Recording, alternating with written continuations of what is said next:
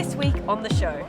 I'm in France to explore new ways of saving Notre Dame for generations to come. The risk here is a structural risk on the building itself. Within 10 years, we could have the cathedral completely down if we were to do nothing. Mike's in Mexico on the trail of the truly remarkable Monarch Butterflies as they prepare to start their epic 3,000-mile migration north. We are about 3,000 meters above sea level. The air is thin, it's quite cold, but we are beginning to see butterflies. We've got tips on how to travel and stay together if you're a couple. Do you ever tire of each other's company? Yes. All the time. And we meet the grandmas bringing a taste of their faraway home to native New Yorkers. أنا كان أفكر إذا عملت الشعب ما بده يأكل ما بده يتقبل أكلنا بس هن بالمحبة كان يأكلوا ويتشكرونا وخلونا أكثر وأكثر نشتغل.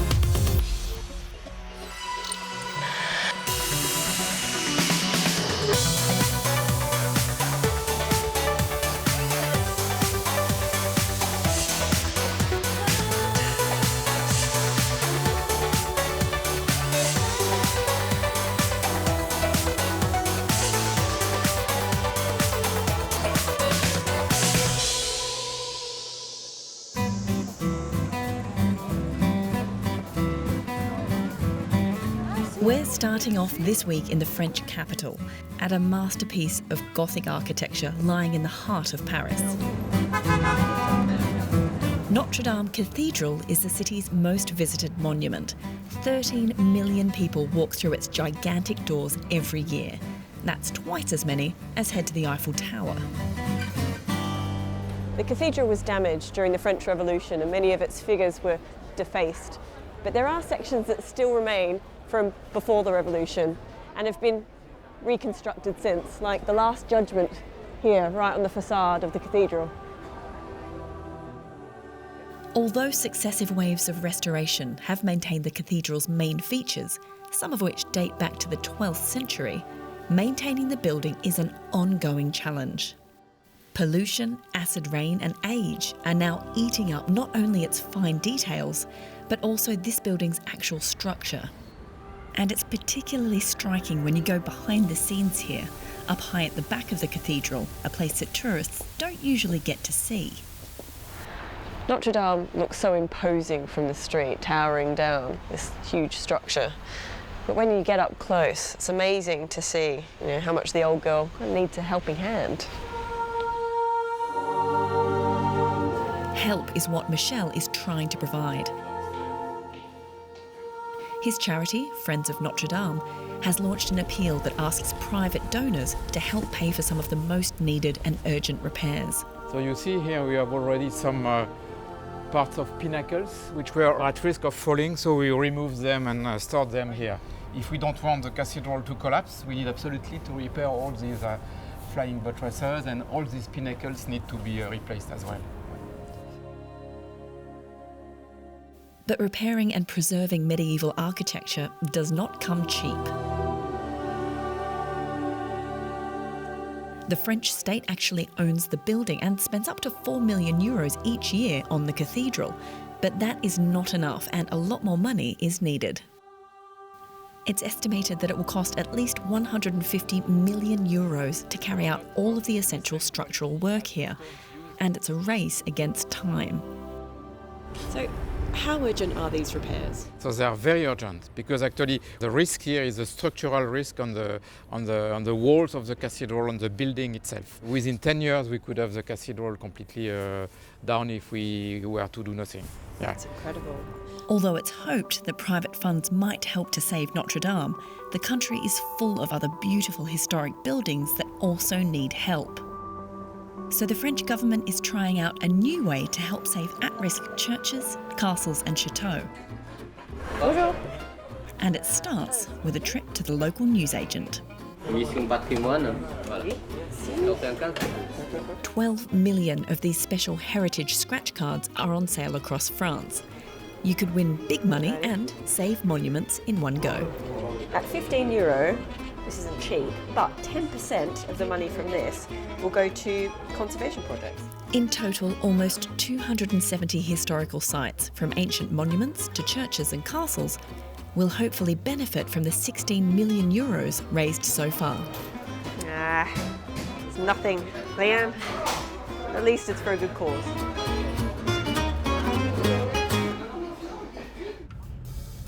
But the internet has also opened up new opportunities for saving France's vanishing heritage.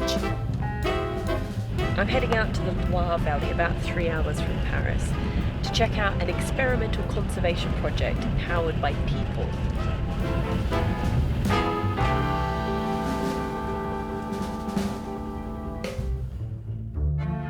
Welcome to La Mothe-Chandanier, a romantic castle from the 13th century surrounded by water. It's lain in ruins for decades and has been reconquered by nature, but a crowdfunding startup might just change its fate for good. You can see how nature has just taken over with huge trees coming out the window. It's like a cross between the classic French chateau and one of the temples of Angkor.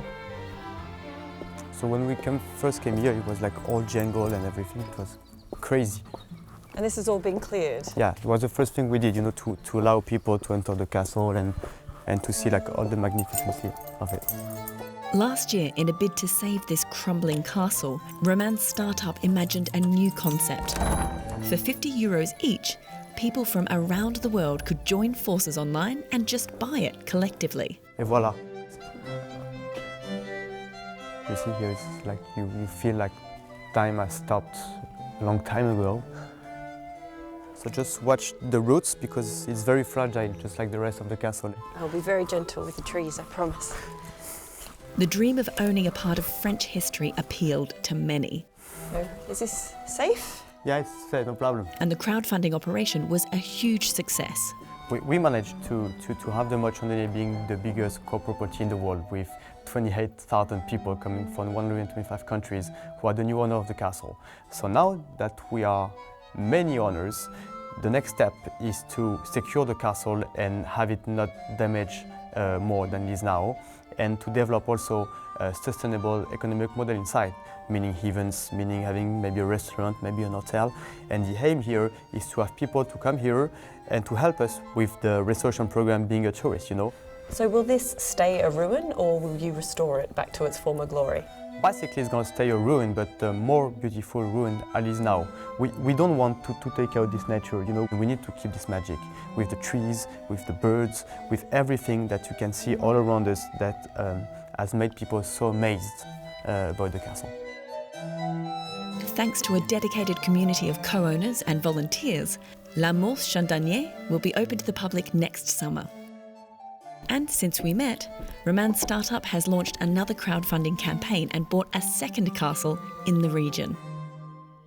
Could this new model of collective ownership be part of the solution and help to save thousands of historic buildings across France? It would be nice to think so.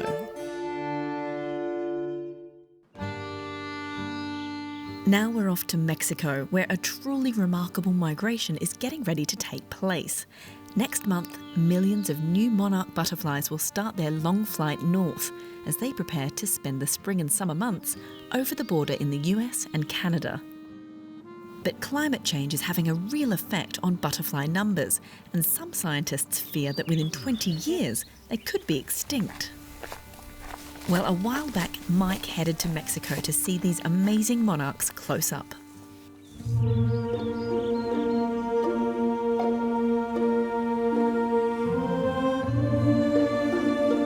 You wouldn't know what to look at, but these hills are just a couple hours drive from Mexico City, one of the world's biggest urban conurbations.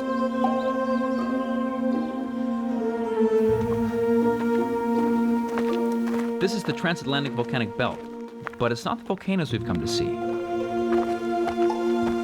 I'm almost to the summit of Bald Peak, and you can tell I'm quite out of breath. We are about 3,000 meters above sea level. The air is thin, it's quite cold, but we are beginning to see monarch butterflies.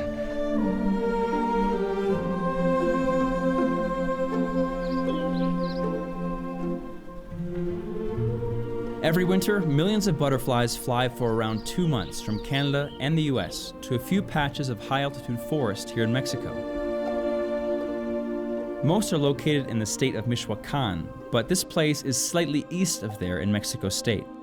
Cerro Pelon is the least touristy site and somewhere you can truly be alone with these creatures. Wow.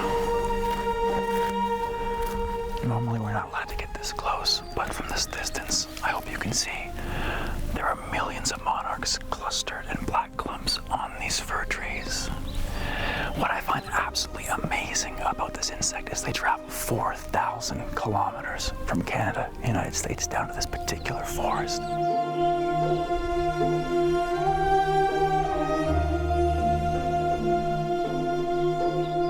It's the longest migration undertaken by any insect. Scientists only recently discovered that they use the sun to navigate to these same few reserves every year, where they rest, feed, and then find a mate. In recent years, the populations have dwindled thanks to the destruction of habitats in the US and Canada and deforestation here in Mexico. One study says the numbers have gone down by 84% in the last 20 years. The fear is this: one more bad winter and the entire colony could be gone.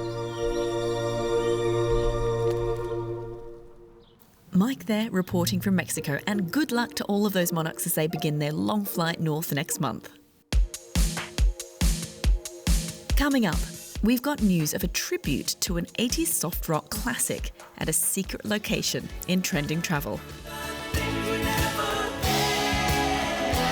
And we head to New York to meet the grandmas bringing a taste of home cooking to Staten Island. When I opened this place, it was about trying to recreate that part of my life that I lost. When the grandmothers were in the kitchen and they were cooking, it was very comforting, and that's what it was all about for me.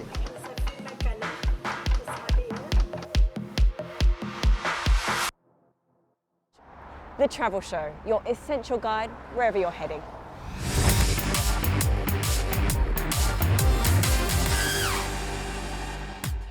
It's now time for Trending Travel, our regular pick of the top stories, videos, and photos all happening online this week. Although London is always the main draw for tourists to England, if you've always been curious about what lies beyond, then now you can explore some of the country's most historic cities all from the comfort of your own phone. That's thanks to a new app called England Originals that uses augmented reality to create pop-up interactive 3D versions of places like Oxford, York, and Durham right in front of you. And then once you get there, you can step into secret portals to learn more about their history. We're all really the smartphone generation. My grandma, who's in her late 80s, uses an iPad. The challenge really is to create stuff that feels useful, to spark an interest, which they then book on to visit some of these places. If your idea of getting away from it all usually involves a sun and beach holiday, how about trying something new this year? Stressed out office workers in South Korea are now booking 2-night stays at a prison-style retreat where they're being kept in solitary confinement, deprived of their phones, and deprived of contact from the outside world. So far, over 2,000 people have been willingly locked up in the facility in Hongchun, about an hour east of Seoul. Here's another story about travelers being asked to stay back with their selfie sticks when they're exploring the natural environment. Authorities in Australia are asking visitors to Maria Island in Tasmania to sign up to a pledge that means they'll respect the national park's wombats by keeping their distance. Although wombats are naturally docile and cute, too much human interaction can be really harmful, no matter how well it's intended. And if you're a die-hard fan of the rains down in Africa, then you should head to Namibia, where local artist Max C. Edentop has built the ultimate tribute to the Toto classic. Running on solar power and built to last out of mainly sustainable materials, it blasts out the 80s soft rock classic over the Namib Desert 24 hours a day on a loop that Max hopes will last forever. Let us know if you find it though, because Max has kept the exact location a secret. Now it's time to look at some of the photos you sent us using the hashtag TravelTuesday. Here are some of our favorites. Scotty took these pictures of the Great Pacific Northwest in the US recently. Benjamin managed to shoot this stunning sunset shot in Finnish Lapland. Gabriel shot this great photo of the first snow in Amsterdam recently. And remember to send us your pictures using the hashtag TravelTuesday. Moving on now to online travel videos. Here are some great ones racking up the likes this month. Well, with Valentine's Day on the horizon, we thought we'd ask a couple who spent their lives traveling and vlogging around the world to give us some tips Phoebe Lee and Matt Turk have almost 2 million views on their Little Grey Box YouTube channel, where they chart their adventures around the world together. You get to travel with your best friend. And I also love the fact that you get to have those memories together forever. Do you ever tire of each other's company? Yes. All the time. We've been together for 11 years, so that's going to happen. You know, we started doing this probably 5 years ago, I think it was. So yeah, we do tire of each other, but you know, a day apart, a little bit of time apart, and it's all back to normal again. We try to find a really good balance and have our own days. Travel has shaped who we are as people, individuals, and together. To have your best friend, your partner with you, sharing that with you, it is incredibly rewarding. Make sure to keep sending us your photos and your stories of the places you live and also the places you love. Check out the links below, and who knows, maybe next time you'll be trending in travel. Well, to finish this week, we're off to New York's Staten Island. Now, many people take the ferry across from Manhattan just to get a view of the Statue of Liberty. But there's another reason to make the trip. A restaurant staffed not by trained chefs, but by a team of grandmas is serving up traditional dishes from all over the world. We've been to meet them.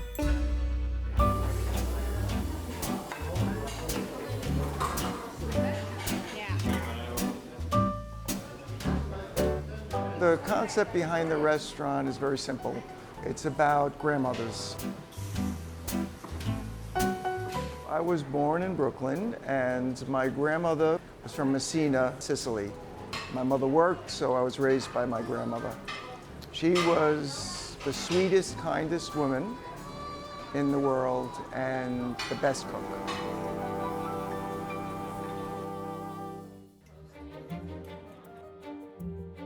This is spinach pie. I cook the spinach with onion, I put dill, feta cheese.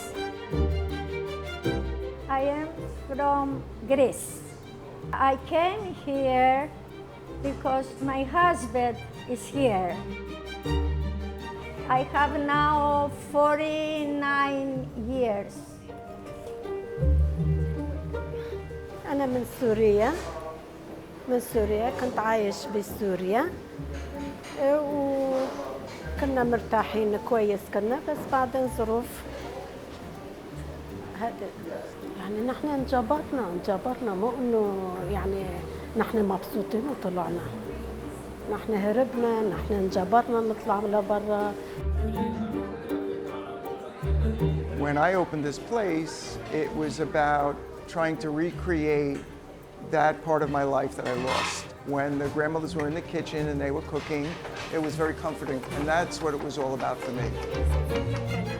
Well, I'm glad to have this opportunity to work here because it's such a brilliant idea that Jody had to have what he called grandmother service, so that we could all share our ethnic group specialties, pass it along from the other generations.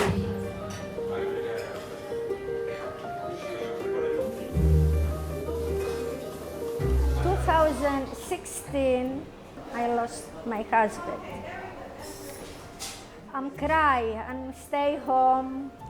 My daughter Maria, she said to me, "Ma, come to me and go to one restaurant I see in Staten Island. They have all ladies cook over there. You come with me?" I said to her, "Okay." أنا كان أفكر إذا عملت الشعب ما بده يأكل ما بده يتقبل أكلنا بس هن بالمحبة كان يأكلوا ويتشكرونا وخلونا أكتر وأكتر نشتغل.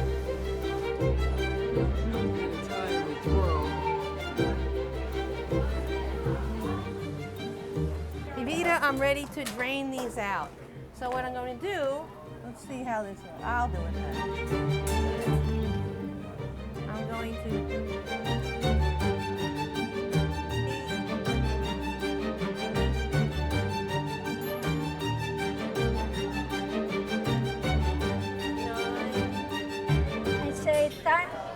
time to start this restaurant. Nobody knows me. Now everybody loves me. I have a lot of people, over 2,000 people on the Facebook, Instagram. I'm very happy. I'm proud for my island. I'm Greek. I love everybody. أنا أجيت كان عندي مثلا هالأكلات هالطبخ اللي كان كثير أنا كان أحبها في بلدي، جيت هون مثلت بلدي إنه يعني بلدنا هيك ناس عم يطلعوا منا. أعطينا الصورة الحلوة للغريب إنه هن يفكروا إنه بلدنا إيش بلد هو، فلازم فرجينا للعالم إنه في شيء كويس في بلدنا وفي ناس كويسين وفي يقدروا يسووا أشياء كويسة.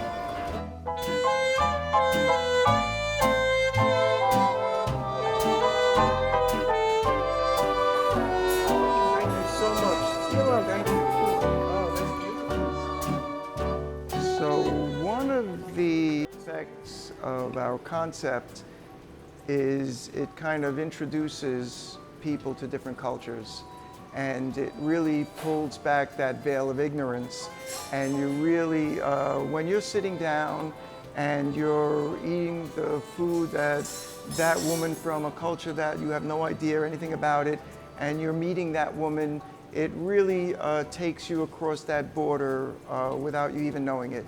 And I think that music will do that, and art will do that, and food does that as well.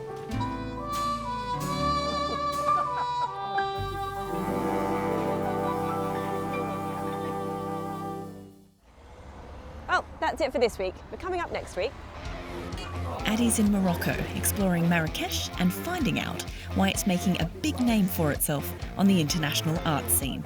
And let's just say things get a little out of hand. See, I'm going to get accustomed to this, and this is how you're going to have to treat me all the time at the travel show. and don't forget we're all over social media, and you can follow any of our feeds by clicking through from bbc.com/travel show. Until next time, from me, Crystal Lowd, and the rest of the Travel Show team here in Paris, it's goodbye.